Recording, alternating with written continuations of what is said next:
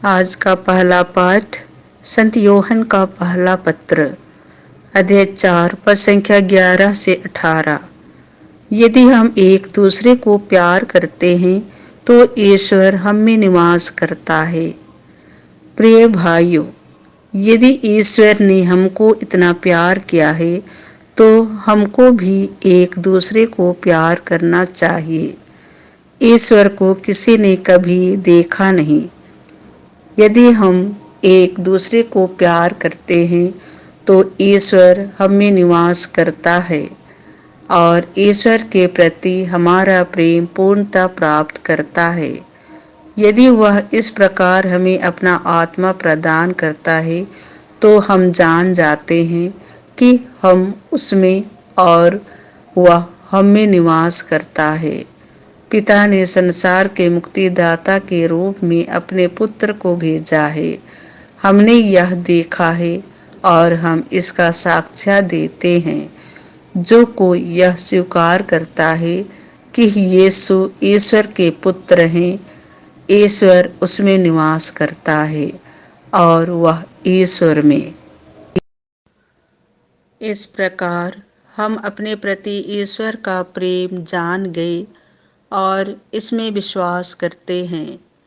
ईश्वर प्रेम है और जो प्रेम में बना रहता है वह ईश्वर में और ईश्वर उसमें निवास करता है। हमारा प्रेम पूर्णता प्राप्त कर चुका है। यदि हम पूरे भरोसे के साथ न्याय के दिन की प्रतीक्षा करते हैं, क्योंकि हम इस संसार में मसीह के अनुरूप आचरण करते हैं। प्रेम में भय नहीं होता।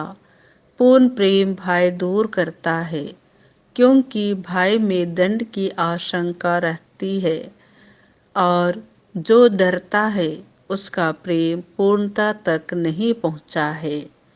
यह प्रभु की वाणी है।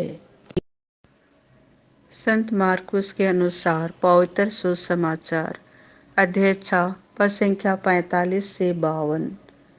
उन्होंने यीशु को समुद्र पर चलते हुए देखा।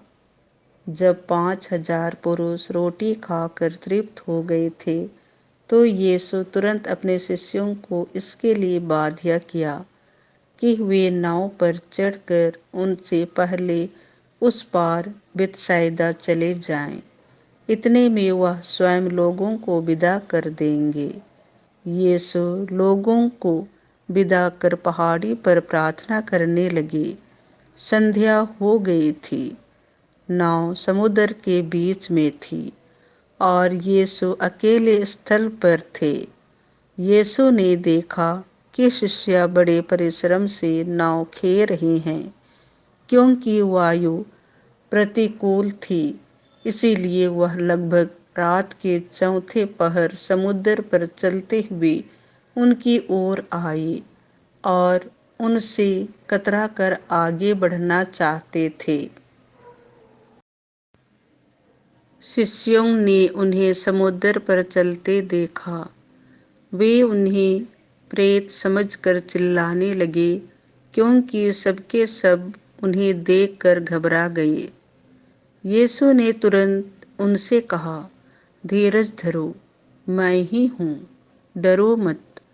तब वह उनके पास आकर नाव पर चढ़े और वायु थम गई। शिष्य आश्चर्यचकित रह गए, क्योंकि वे अपनी बुद्धि की जड़ता के कारण रोटियों के चमत्कार का अर्थ नहीं समझ पाए थे। यह प्रभु का सुसमाचार है।